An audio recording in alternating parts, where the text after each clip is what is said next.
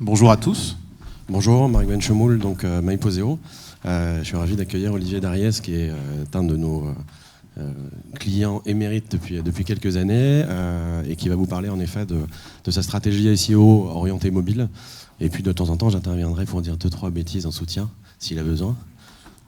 Ouais, donc, non, c'est vrai que pour moi, là, d'être sur scène, je suis plus habitué, pour ceux qui me connaissent, à être devant des chevelus un peu enragés, mais voilà, donc c'est une première pour moi. Devant des experts en marketing digital. Je voulais vraiment aujourd'hui vous parler de quelque chose qu'on a réalisé avec mes équipes très récemment. Donc c'est vraiment un case study sur une stratégie de contenu vraiment orientée mobile first et conversion. Donc déjà peut-être me présenter. Donc je suis responsable SEO et contenus digitaux chez Nexity, qui est un acteur immobilier. Donc je suis arrivé chez Nexity il y a à peu près 3 ans maintenant. Ce qui me plaisait vraiment sur ce poste, en tout cas, c'était que le contenu et le SEO sont vraiment au sein de la même équipe, ce qui, je pense, vous serez d'accord avec moi, est quand même un atout majeur. Avant ça, j'ai passé, moi j'ai commencé le web en étant vraiment autodidacte, donc ceux pour qui les mots front page, Dreamweaver évoquent quelque chose, savent de quelle génération je suis. J'ai aussi fait quelques MySpace à l'époque. C'est un ancien. Vieillesse. Voilà, et puis donc j'ai commencé ma carrière chez ITF1 où j'étais en charge de contenu sur les sites de télé-réalité, donc j'ai mangé beaucoup de Secret Story et de Koh-Lanta au début de ma carrière. Avant de partir chez Performix, donc qui est une agence search du groupe Publicis, je suis resté 6 ans chez Performix sur j'ai eu la chance de bosser sur des beaux comptes type Bouygues Télécom, Procter & Gamble et puis pas mal d'automobiles, Ferrari Store, Mercedes, etc. Donc j'ai vraiment été formé au SEO là-bas et puis donc je suis arrivé chez Nexity il y a 3 ans. À côté de ça, je fais un petit peu de freelance aussi à côté, ce qui me permet de me tenir au courant de pas mal de choses. Donc j'ai notamment bossé pour Nannybag, qui est un site en AngularJS, donc type de projet qu'on aime bien. Que fait Nexity ? Alors, pour ceux qui ne nous connaissent pas, on intervient sur l'ensemble des métiers de l'immobilier. On est surtout connu comme promoteur neuf, en fait, mais on s'occupe de vraiment tous les aspects de l'immobilier, donc aussi ce qu'on appelle le diffus. Donc le diffus, ça va être tout l'ancien, donc l'achat, la vente d'appartements, de maisons dans l'ancien, de parking, la location, etc. On fait aussi du service aux particuliers, donc de la gestion locative, du syndic de copropriété, de l'immobilier d'entreprise et de les collectivités. Donc, autant vous dire que ça fait un champ sémantique qui est vraiment très très large.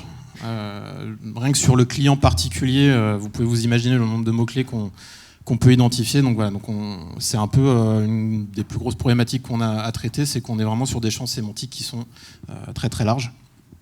Mais c'est aussi quelque chose qui est assez stimulant pour nous. Est-ce que rapidement tu peux nous donner une échelle de valeur en fait entre les activités pour qu'on arrive à se projeter? Notre chiffre, c'est à peu près 70% de notre chiffre qui se fait sur du neuf. Donc c'est pour ça qu'on est vraiment identifié promoteur neuf et 30% sur le reste. L'équipe SEO, alors d'ailleurs ils sont présents dans la salle, donc je les remercie parce que c'est vrai que j'ai la chance d'avoir une équipe qui est vraiment top, Ania et Patrick. Donc on est une équipe de 3 en fait chez Nexity. On est un peu organisé comme une petite agence dans une BU production avec nos propres développeurs, nos propres graphistes, l'équipe contenu SEO. Pour les contenus, ça nous arrive très régulièrement quand même d'externaliser la production selon la charge de travail et puis selon l'expertise aussi parfois dont on a besoin. On a des product owners, etc., les responsables réseaux sociaux. Nexity.fr, du coup, là je vous ai pris les chiffres sur les 8 premiers mois, donc on est en moyenne à 900 000 visites par mois et à peu près 500 000 visites qui viennent de l'organique. Donc, ce qui nous fait un trafic naturel d'environ 55%. Ça dépend évidemment des investissements qui vont être réalisés sur les leviers payants, mais c'est à peu près l'ordre d'idée, 55%. L'importance du contenu chez nous, alors c'est vrai qu'on peut se poser la question parce que quand on est sur des produits immobiliers, forcément on va se dire Nexity ça va répondre à achat appartement Paris, achat appartement Bordeaux, que sais-je, toutes les requêtes immobilières que vous pouvez imaginer. Et c'est vrai que on aura beau mettre 5000 mots sur une page de résultats achat appartement Paris, c'est pas ce qui va la faire ranker. Aujourd'hui, il y a un gros acteur qui s'appelle Se Loger qui est quand même très régulièrement premier sur ce type de requête-là. Vous pouvez aller voir leur page, c'est pas une question de contenu. Quand on tape achat appartement Paris, ce qui remonte, c'est des listings de produits et marques, quoi. Donc voilà, on peut se poser la question pour nous de l'importance du contenu. C'est vrai que du coup, c'est pas sur cette typologie de requêtes-là qu'on va travailler, mais sur d'autres typologies. Est-ce que du coup tu peux nous donner en fait l'objectif principal du contenu que tu mets en ligne et du trafic que tu vas aller chercher? Ouais, alors c'est vrai que nous, notre travail finalement, il est évidemment de générer du trafic SEO vers le site nexity.fr, mais la finalité de tout ça, ce qui fait qu'on va avoir réussi notre job, c'est d'avoir pris des contacts. Donc ces contacts, qu'est-ce que ça va être? Ça va être quand l'internaute va passer un coup de téléphone ou va laisser son email. Alors son email, il peut le laisser sur des simulateurs immobiliers, par exemple. Donc, je veux simuler une capacité d'emprunt. Voilà, au bout d'un moment, on va me demander mon mail pour recevoir le résultat. Ça va être des formulaires de contact, une demande de plan sur un programme neuf, des demandes de rendez-vous avec des conseillers financiers, etc. Voilà. Donc, nous, on a réussi notre travail à partir du moment où on a fait venir un internaute et qu'il a donné son contact pour un produit. Donc pour ce faire, en fait, pour mettre un maximum de CTA comme ça un peu partout, il faut qu'on crée du contenu, et ce contenu, on va le créer sur une sphère un peu plus large que le produit, c'est plutôt l'offre et l'accompagnement. Donc le leitmotiv chez Nexity au niveau de notre contenu, c'est accompagner nos prospects tout au long de leur vie immobilière. Alors la vie immobilière, c'est peut-être un peu pompeux comme terme, mais du moment où vous êtes étudiant, au moment où vous allez être investisseur, vous allez vous poser des questions sur l'immobilier. Je suis étudiant, je me dis, tiens, qu'est-ce qu'une caution? C'est quoi la différence entre une caution et un dépôt de garantie? C'est quoi, quelle pièce je dois mettre dans mon dossier? Quelle pièce je dois mettre dans le dossier du garant, etc. Voilà, c'est les premières questions qu'on va se poser. Le moment où on va acheter, on va se dire, tiens, est-ce qu'il vaut mieux que j'achète dans le neuf ou dans l'ancien? Qu'est-ce qu'un prêt à taux zéro, etc. Donc, il y a des milliers et des milliers de questions qui vont se poser. Et nous, en fait, notre premier job, finalement, c'est d'identifier toutes ces questions-là et d'accompagner le prospect. Et si on arrive à accompagner le prospect tout au long de cette vie immobilière, il y a de grandes chances que derrière, il nous fasse confiance pour un produit. Il faut savoir que dans l'immobilier, on est sur des moyennes environ de 8 mois pour un achat, entre le moment où on va se poser les premières questions et le moment où on va vraiment convertir et acheter un produit immobilier. Et puis on a une autre problématique derrière tout ça. Alors c'est vrai que je pense que le service com de Nexity ne serait pas forcément content que j'en parle, mais on a quand même un souci de notoriété. Je vous ai mis, alors c'est vrai que je ne l'ai pas précisé, mais Nexity est le premier groupe immobilier français, donc ça comporte la marque Nexity, mais aussi d'autres marques type Century 21. Une requête Nexity recherchait environ 3 fois moins qu'une recherche Century 21, donc c'est vrai qu'on a aujourd'hui un déficit de notoriété, alors qu'il y a dû à beaucoup de facteurs. Je pense que certains connaissent aussi Natixis, qui est de la banque. On est très souvent confondu avec Natixis, donc ça c'est une petite problématique. Et puis le fait d'être très identifié promoteur neuf fait que du coup dans le diffus on a encore pas mal de choses à aller chercher. Donc cette notoriété, ça va se travailler évidemment par de la communication. Alors on a des programmes courts qui passent sur TF1 qui s'appellent À chacun sa ville. Mais à mon sens, le SEO et tous ces contenus qu'on va créer pour accompagner le prospect sur toutes les questions qui peuvent se poser, c'est un investissement long-termiste pour travailler la notoriété de Nexity. Bon, en prenant en compte tout ça, du coup, on s'est dit, ok, qu'est-ce qu'il faut qu'on fasse? Il faut qu'on crée du contenu, il faut qu'on identifie des mots-clés, qu'on crée du contenu. Donc ce contenu, un mot égale une page, évidemment, c'est pas exactement ça. Je prends un exemple typique, achat appartement, acheter appartement, pour nous c'est le même mot-clé, mais on s'est dit, ok, il faut qu'on identifie un mot-clé, il faut qu'on crée une page en fonction de ce mot-clé-là. Il va falloir que ce contenu soit dense, très dense, mais on est dans une période mobile first. Et on sait très bien que en fait, déjà de base sur desktop, un contenu, on a tendance à le lire un peu en diagonale, on va lire les titres, on va lire les mots en gras, on va lire ce qui ressort vraiment, mais on se dit en mobile, lire un contenu de 1500 mots, 2000 mots, c'est vrai qu'on va très rarement au bout. Est-ce qu'on va réussir à avoir la bonne information? Et puis en plus d'avoir un énorme contenu textuel comme ça fait que très souvent, ça fait descendre nos CTA un peu trop bas. Donc on s'est dit, comment est-ce qu'on va réussir à avoir autant de contenu sur une page et en même temps faire vite passer l'information et avoir nos CTA très haut dans la page pour faire de la conversion. Et puis tout ça, il faut que ce soit évidemment pédagogique, tous les contenus qu'on va créer, il faut qu'on s'adresse à des cibles très larges, donc s'adapter à la cible en fonction du mot-clé identifié.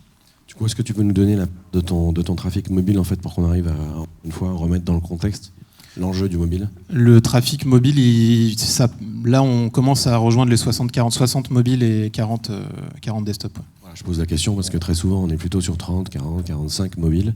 Et là pour le cas de Nexity, en fait, on est largement en deçà des moyennes.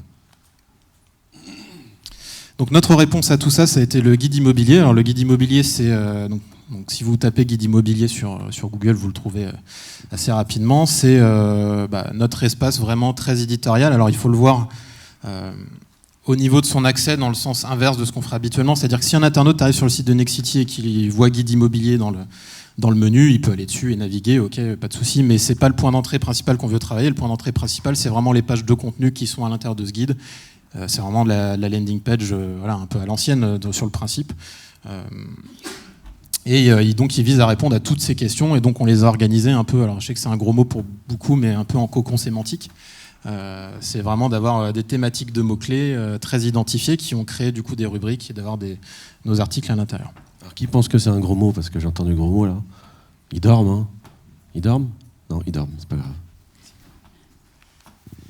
Donc tout ça, ça commence par quoi? Ça commence par des études sémantiques. Alors nous, les études sémantiques, on a vraiment internalisé, on a notre propre modèle qui récupère plein de data d'un peu partout. D'ailleurs, il y a une conférence cet après-midi sur la data et l'édito, donc je pense que ça sera très intéressant. Mais voilà, après, il y a plein d'outils qui sont sur le marché qui font des choses très bien. Nous, on récupère plein de data, on récupère des data de MyPoseo, on récupère des data... C'est bien ici, c'est pas mal, c'est pas mal.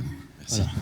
On récupère pas mal de choses et en fait on fait nos propres scores de décision en fonction de plein de critères. Évidemment, je vous ai mis que les plus connus, j'ai pas mis notre petite formule magique interne, mais en fonction, est-ce qu'un mot-clé est beaucoup recherché, est-ce qu'on est déjà positionné ou pas dessus, si oui, à quelle position, est-ce qu'il y a beaucoup de concurrents, ces concurrents, est-ce qu'ils sont importants, est-ce qu'ils sont pas importants, et puis quelles sont les opportunités business aussi pour nous, parce qu'évidemment, proposer un mot-clé à travailler et puis que derrière on puisse pas en faire grand-chose d'un point de vue business, ça n'a pas trop d'intérêt. Une fois qu'on a fait ces études de mots-clés, on a créé du contenu édito. Donc selon le degré de concurrence, on se base sur des contenus entre 500 et 1500 mots.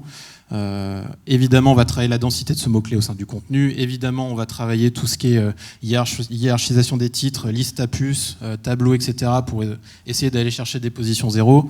Évidemment, on va mettre des médias aussi à l'intérieur de ces pages. Voilà. Tous ces critères qui sont... plus ou moins connu de tous, mais là pour le moment, voilà, c'est un peu le truc standard qu'on a fait et qui nous a permis d'aller chercher du trafic très rapidement. Tout ça, derrière, on le monitore au quotidien, donc on a tout un tas d'outils qui sont mis en place. Je ne vais pas forcément parler des concurrents, là, en tout cas, si je parle de MyPoseo, voilà, on voit que là, c'était sur la thématique loi Pinel, ça nous a permis de suivre par rapport aux concurrents où on se plaçait, voilà, avec des positions assez rapidement glanées sur le top 3, des positions moyennes améliorées. Donc on s'est fait des dashboards MyPoseo pour le coup qui nous servent vraiment au quotidien. Que tu exploites, je crois que tu les exploites aussi tu les exportes aussi sur Data Studio, il me semble. Ouais, on fait aussi on récupère des données sur Data Studio de plein d'autres outils. Ça nous permet de voir aussi notre évolution en position 0, voilà, ce qui est quand même pour nous un objectif assez important puisqu'on sait que le nombre de clics se réduit énormément aujourd'hui sur les résultats. La production vidéo, ça c'est nouveau et c'est ce pourquoi je voulais principalement vous parler aujourd'hui. Donc, production vidéo, ça peut commencer par des petites vidéos motion design de ce type-là qui coûtent vraiment pas très cher avec des templates un peu déjà préfaits. Qui vont nous permettre de résumer en fait ce qui se passe à l'intérieur de la page de contenu en 1 minute, 1 minute 30 en mettant vraiment en mode bullet point ce qui doit le plus ressortir. Donc ça c'est la première étape, c'est de faire ce genre de vidéo là en fait qui permettent à l'internaute notamment en mode mobile de consommer beaucoup plus rapidement le contenu. Et puis quand on a un peu plus de budget, d'avoir des vidéos un peu face cam qui sont beaucoup plus engageantes, notamment quand on les met sur YouTube. Vous êtes primo-accédant, pensez à vérifier avec un peu de motion à côté aussi. D'un prêt à taux zéro renforcé ou PTZ+. Pourquoi est-ce qu'on a pris ce tournant vidéo? Alors, on va le lire de gauche à droite, redescendre et revenir vers la gauche, c'est très compliqué. Pourquoi on a fait ce choix de la vidéo?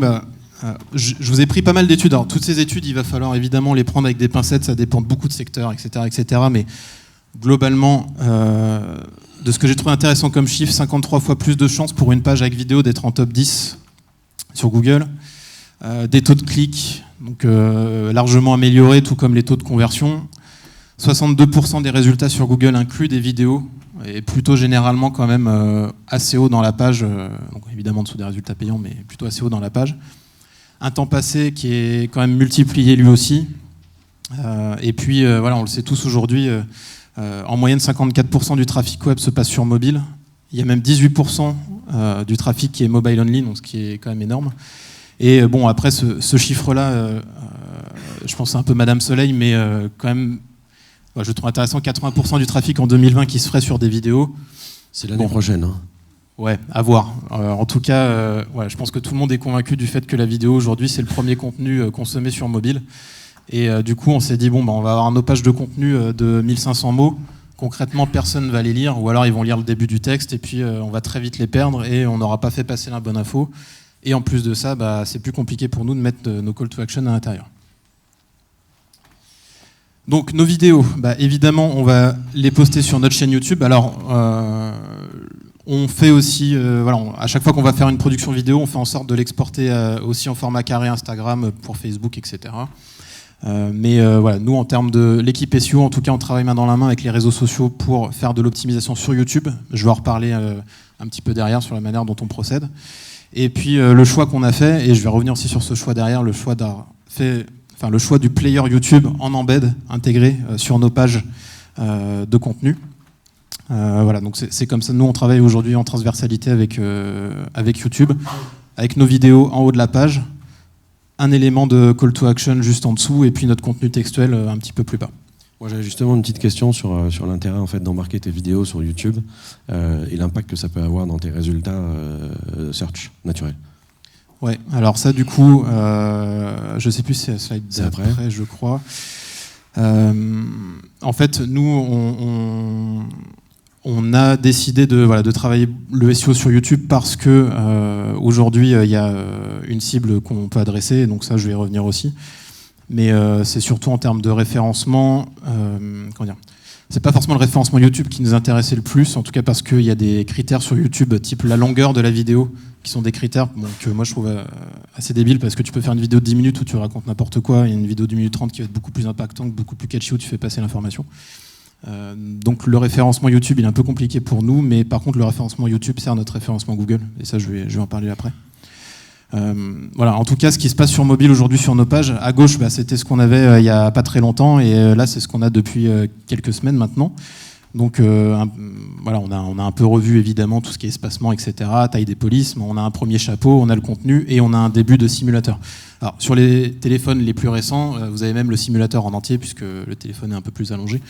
Mais en gros, on arrive sur une page, au-dessus de la ligne de flottaison, on a notre contenu, qui est un contenu vidéo qui va vraiment résumer point par point tout ce qu'on va dire dans la page de contenu, et le CTA juste en dessous. Alors du coup, évidemment, ça c'est le petit bug de présentation, c'est que c'est censé lancer la vidéo. Je crois que ça marche. C'est bon. Donc là, je vous ai fait une petite vidéo avec ce que ça représente. Donc l'internaute arrive sur la page, il regarde sa vidéo. Bon, s'il n'a pas envie de regarder sa vidéo, il peut toujours aller faire sa petite simulation.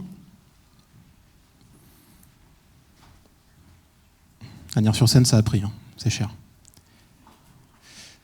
Il calcule ou il calcule pas. En tout cas, en dessous, il a son contenu. Alors évidemment, avec du maillage interne, avec des balises d'emphase, avec les titres à chaîne bien hiérarchisés. On a du produit aussi qui arrive très haut.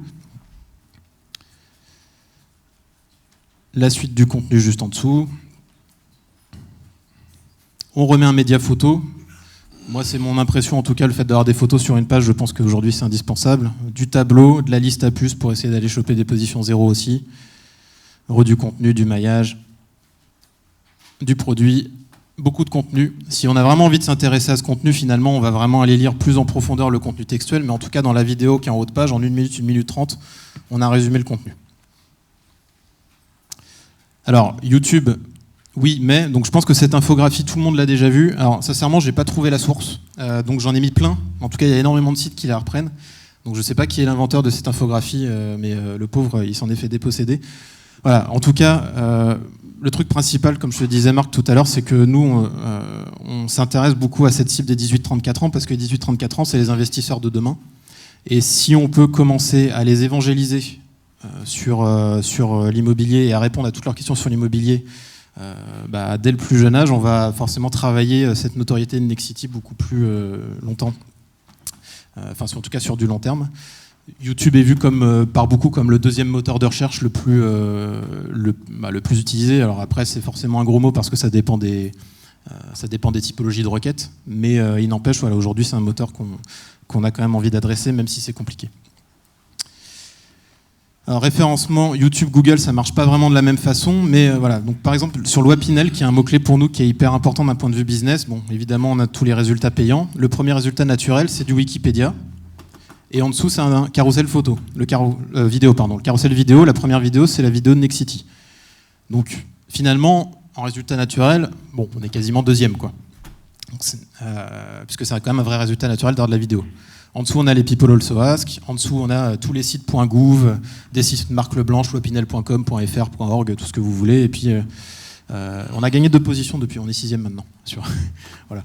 Mais, donc, on a toute cette SERP où, au final, on a les résultats payants, un Wikipédia et en dessous, un carrousel vidéo. Donc, ce carrousel vidéo, finalement, il nous permet d'être très haut dans les résultats naturels.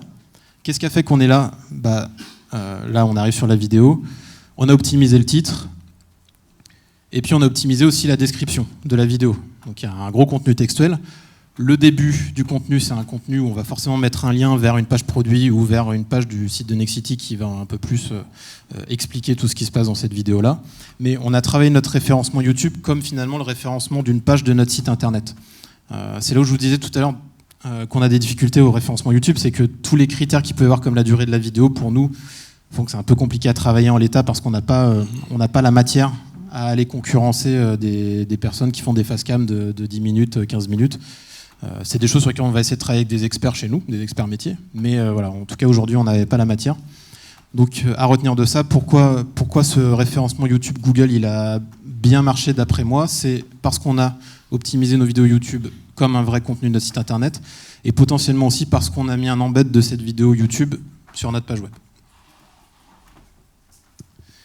Par contre, voilà, les petits soucis qu'on peut rencontrer avec YouTube, j'y viens, c'est que autant le player, on peut le calibrer en version desktop pour qu'il se lance automatiquement à la seconde qu'on veut, sans le son, etc. Il n'y aura pas de souci. Par contre, en version mobile, c'est pas possible. En version mobile, vous pouvez le lancer à la seconde que vous voulez, mais vous n'aurez jamais la lecture automatique. Donc ça, c'est un des petits soucis qu'on rencontre, parce que c'est vrai que moi, dans ma tête, je préfère m'inspirer des sites de presse avec la vidéo qui se lance automatiquement, sans le son, avec vraiment le sous-titrage, du motion, enfin quelque chose qui fasse qu'on puisse rapidement prendre l'information. S'il y a ce clic supplémentaire, ça m'embête un peu. Donc ça, c'est un des freins qu'on rencontre avec ce player. Et puis, voilà, bon, j'ai pris un exemple du Washington Post, ils ont leur propre player interne. C'est beaucoup plus simple de faire ce type de choses. Après, on peut le faire en embarquant la vidéo YouTube elle-même dans un objet, de faire ce genre de petites vidéos sticky, mais on est moins agile avec un player YouTube qu'on le sera avec son propre player. Il y a aussi des problématiques par rapport aux droits d'auteur, les droits sur les musiques. Enfin, on n'est pas complètement propriétaire de son contenu finalement quand on va sur YouTube. Évidemment que si tous les sites de presse font ça, c'est parce que il y a de l'espace publicitaire aussi qui se vend, etc. Mais voilà, je pense qu'il y a d'autres aspects qui font qu'on peut essayer de challenger le player YouTube par un player interne. En résumé, du coup, si je dois, parce que c'est très dense et j'ai été assez vite. Je vous l'avais dit, c'est la première fois, du coup. Il faut que je me rôde, mais évidemment, penser mobile. Je pense qu'aujourd'hui, c'est un peu un coup d'épée dans l'eau, en fait, de faire des énormes contenus. Oui, ok, on va générer du trafic, mais si l'internaute s'en va parce que le contenu n'est pas intéressant ou parce qu'il n'a pas du tout envie de le lire, parce que l'UX aussi, c'est vrai que l'UX et SEO aujourd'hui sont très liés, parce que l'UX n'est pas convaincante. C'est un peu dommage. Donc, je pense qu'aujourd'hui, une stratégie de contenu, elle doit vraiment prendre en compte ce côté mobile et faire en sorte que l'internaute consomme du contenu auquel il va être habitué sur ce device. Donc, évidemment, penser mobile, penser SEO. Ne pas forcément jurer que par YouTube. J'espère que, en tout cas, j'ai pas d'action ni chez Google ni chez YouTube. Donc, j'espère que je vous ai convaincu du fait qu'on allait nous-mêmes se rechallenger par rapport à ça. On sait que ça a marché. Voilà, je vous ai montré l'exemple de Wapinel sur mobile où on a notre vidéo qui se positionne très bien. Maintenant, voilà, tout ça c'est challengeable et tout ça, ça va de toute manière évoluer dans les semaines, dans les mois qui arrivent, dans les années qui arrivent, comme notre métier évolue de toute manière au quotidien. Penser vidéo, c'est hyper important et penser vidéo, je pense que ça permet du coup de penser conversion en mettant vos CTA beaucoup plus haut dans la page. Voilà, nous en tout cas, c'est quelque chose qui fonctionne et voilà, j'espère vous avoir donné envie de travailler un peu plus ce média-là qui, à mon sens, est très utilisé par la presse, mais pas encore assez par des sites comme les nôtres en tout cas. Voilà. Merci. Merci Olivier.